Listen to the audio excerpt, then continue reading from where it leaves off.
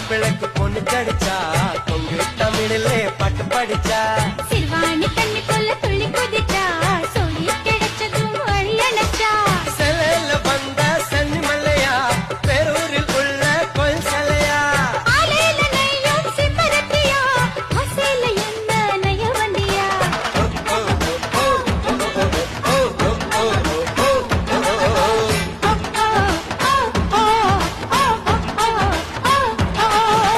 கோயமுத்து மாப்பிள்ளைக்கு பொண்ணு கிடைச்சா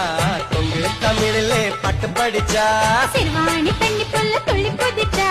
சொல்லி கிடைச்சதும் வழி அணைச்சா